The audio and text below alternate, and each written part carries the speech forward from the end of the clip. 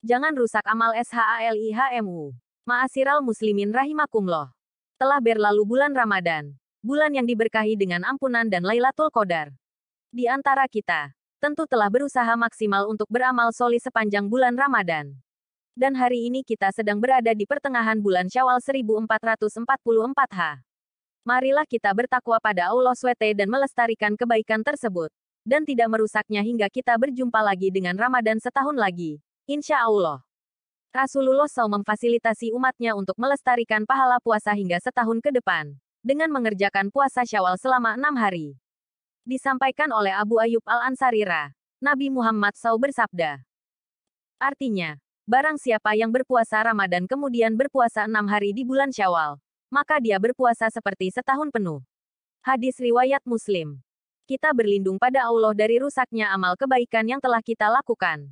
Allah Subhanahu wa Ta'ala menyeru hambanya dengan berfirman. Wahai orang-orang yang beriman, taatlah kepada Allah dan taatlah kepada Rasul, dan janganlah kamu merusak segala amalmu. Quran Surat Muhammad 47:33.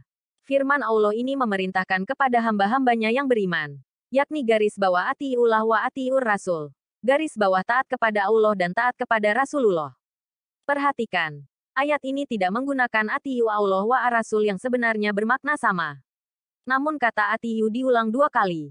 Salah satu hikmah diulangnya kata atiu garis bawah adalah penekanan bahwasanya beriman kepada Allah harus disempurnakan dengan kepatuhan yang sungguh-sungguh pada syariat Islam yang dibawa oleh Rasulullah.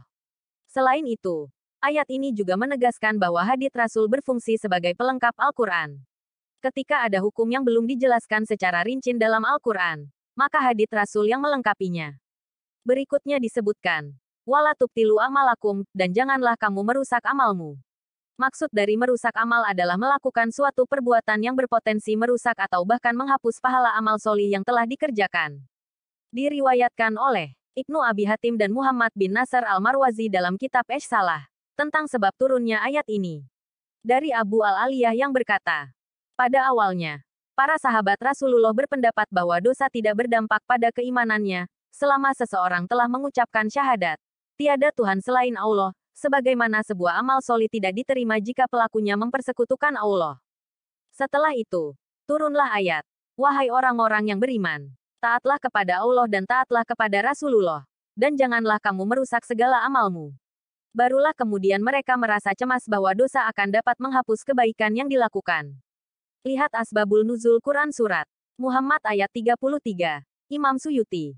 Riwayat lain menyatakan, dari Ibn Umar bahwa dahulu para sahabat berpendapat bahwa semua kebaikan sekecil apapun akan diterima.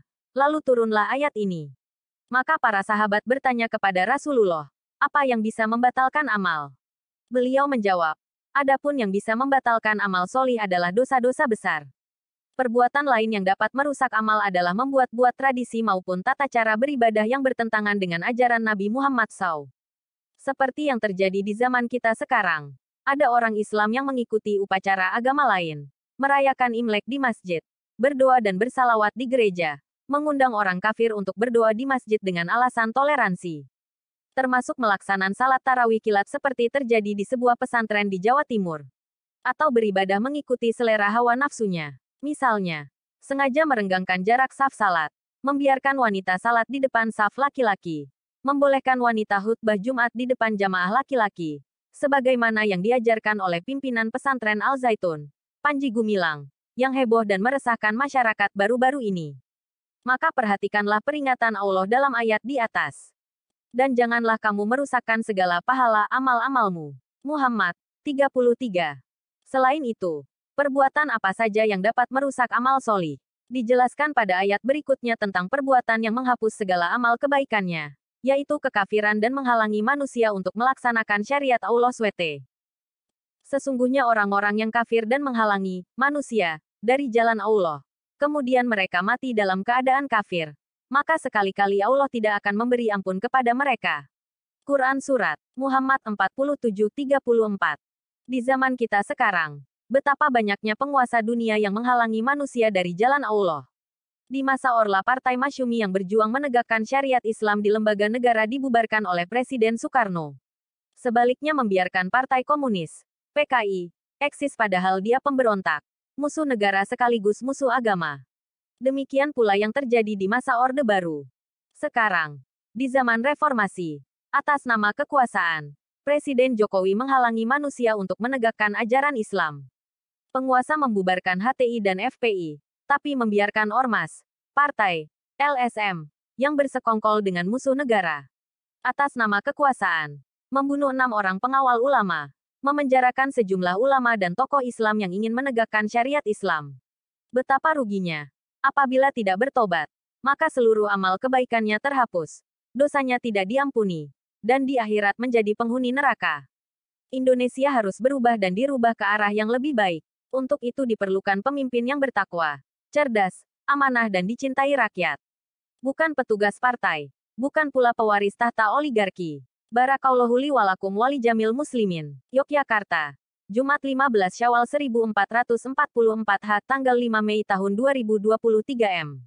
Irfan S. AWWAS